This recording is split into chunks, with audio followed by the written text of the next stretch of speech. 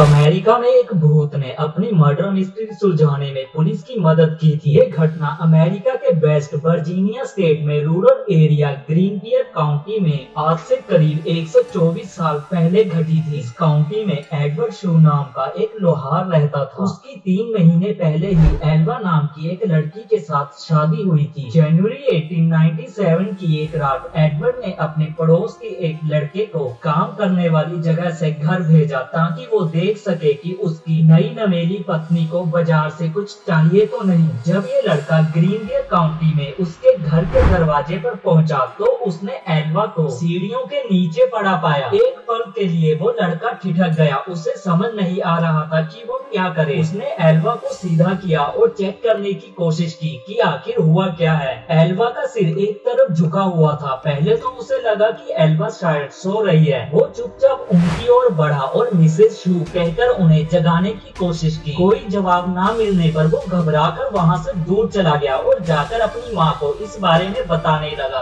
पड़ोस में ही रहने वाली उस लड़के की माँ ने एल्वा को बेसुध पड़ा देख स्थानीय डॉक्टर और सरकारी अधिकारी जॉर्ज डब्ल्यू कर्नप को बुलाया। सूचना देने के लगभग 1 घंटे तक कर्नप घटनास्थल पर नहीं पहुंचे, लेकिन तब तक वहां एडवर्ड शू पहुंच चुका था।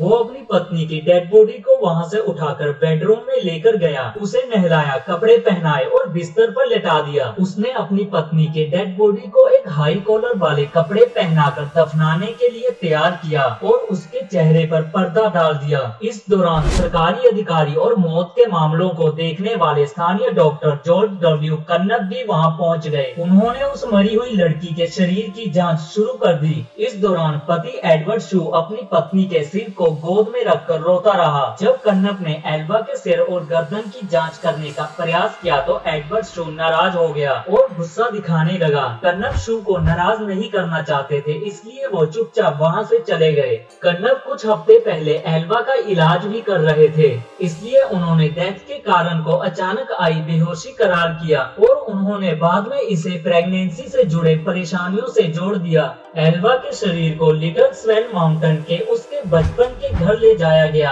और वहां पर उसे दफनाने की तैयारी शुरू की। ताबूत में भी एल्वा के सिर और गर्दन को शू ने किसी और को ना तो छूने दिया और ना ही देखने दिया। हालांकि उसके इस अजीब बिहेवियर को लेकर वहां मौजूद लोगों में कोई शक पैदा नहीं हुआ। एल्वा की माँ मैरी जैन हीस्टर को छोड़कर हर कोई इस मौत को नेचुरल मान रहा था। वो शू को कभी पसंद नहीं करती थी और उन्हें बिना सबूत के ये यकीन हो गया था कि शू ने ही उसकी बेटी को मारा है। पर बड़ी बात ये थी कि सिर्फ एल्वा ही बता सकती थी कि उसके साथ क्या हुआ था। ऐसे में मैरी जैन हीस्टर ने एल्वा की आत्मा से बात करने का फैसला किया। उन्होंने आत्मा को बुलाने के लिए कई स्पेसिफिक पूजा और प्रार्थनाएं शुरू कर दी। कई हफ्तों तक सुबह शाम प्रार्थना करने के बाद उसे एल्वा की आत्मा से उत्तर मिला। हीस्टर ने दावा किया कि उसकी बेटी उसे अपनी कहानी बताने के लिए लगातार 4 रात सपने में दिखाई दी। उन्होंने कहा कि आत्मा पहले एक ब्राइट लाइट के रूप में प्रकट हुई और धीरे धीरे एक इंसानी रूप लेकर अपनी कहानी बताने लगी।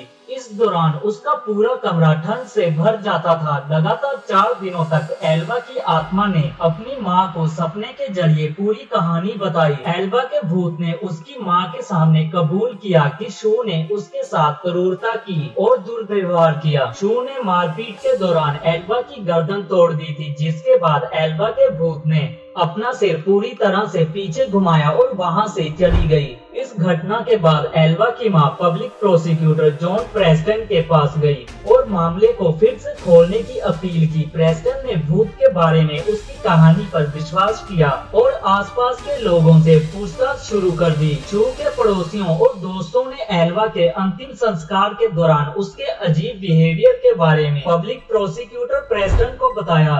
डॉक्टर कर्नप ने भी स्वीकार किया कि उन्होंने एल्वा के शव की पूरी तरह से जांच नहीं की थी। प्रेस्टन के लिए ये दोनों बयान डेड बॉडी के फिर से टेस्टिंग के आदेश को पाने के लिए सफिशिएंट नेग्लिजेंट थे। उन्होंने कोर्ट के आदेश से शू की ऑब्जेक्शंस के बावजूद डेड बॉडी को कब्र से बाहर निकलवाया और जांच के लिए मोर्चरी लेकर गए। फिर उसके बाद ये पता चला कि एल्बा के गले पर उंगलियों के निशान मिले थे, जिससे ये पता चला कि एल्बा की मौत दम घुटने से हुई थी। उसके गर्दन पर गला घोटने के निशान पाए गए थे, जिससे गर्दन की नस और सेल्स को काफी नुकसान पहुंचा था। गर्दन की हड्डी भी टूट गई थी, जिसके बाद इस मौत की डिटेल जांच की गई, जिसमें शू को उसके मौत का गुनहगार माना गया। अगर आपको ये वीडियो अच्छी लगी हो तो वीडियो को लाइक और चैनल को सब्सक्राइब जरूर करें।